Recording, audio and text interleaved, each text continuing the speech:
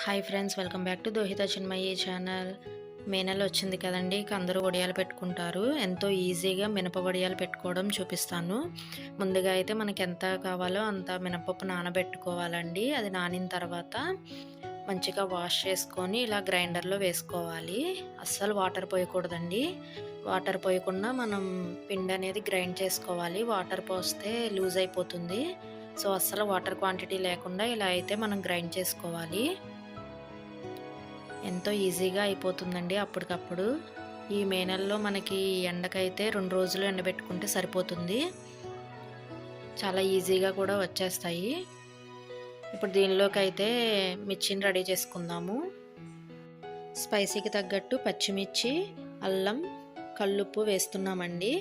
జీలకర్ర మేము వేయట్లేదు. జీలకర్ర వేస్తే ఎక్కువ కాలం నిల్వ ఉండదండి. సో దానికోసమని మేము జీలకర్ర అవాయిడ్ చేసాము. ఇష్టమైన వాళ్ళు వేసుకోవచ్చు. ఈ పేస్ట్ అంతా కూడా మనం పిండిలో మిక్స్ చేసుకోవచ్చండి. ఇలాగా చూడండి, ఇలా మొత్తం మిక్స్ చేసుకోవాలి. ఇలా మిక్స్ చేసుకొని పక్కన పెట్టుకోవాలి. ఇప్పుడైతే వడియాలు పెట్టడానికి డాబా పైకి వెళ్తున్నాం. సో దానికోసం మేము మైకా కవర్ ఉంటుంది కదండి, దాన్ని తీసుకున్నాము. ఇదైతే ఈజీగా వచ్చేస్తాయి. క్లాత్ మీద అయితే తొందరగా ఎండుతుంది కానీ అంత ఈజీగా రావు కదండి. సో కవర్ అయితే చాలా ఈజీగా వచ్చేస్తాయి కాబట్టి మేము కవర్ మీద పెడుతున్నాము. చూడండి, ఈ విధంగా అయితే మనం చిన్న చిన్నవి సైజు మీ ఇష్టం అండి, ఎవరి ఇష్టం వచ్చినట్టు వాళ్ళు పెట్టుకోవచ్చు. ఇలా అయితే మనం పెట్టాలి. చిన్న చిన్నగా పెట్టుకుంటే మనం విడిగా ఫ్రై చేసుకొని తినొచ్చు, సైడ్ డిష్గా ఫ్రై చేసుకోవచ్చు. అలానే ఈ వడియాలతో మనం కర్రీ కూడా చేసుకోవచ్చండి. మినప వడియాలతో కూర కూడా చేసుకోవచ్చు. చాలా టేస్టీగా ఉంటుంది. ఒకసారి అది వండినప్పుడు కూడా నేను వీడియో తీసి పెడతాను.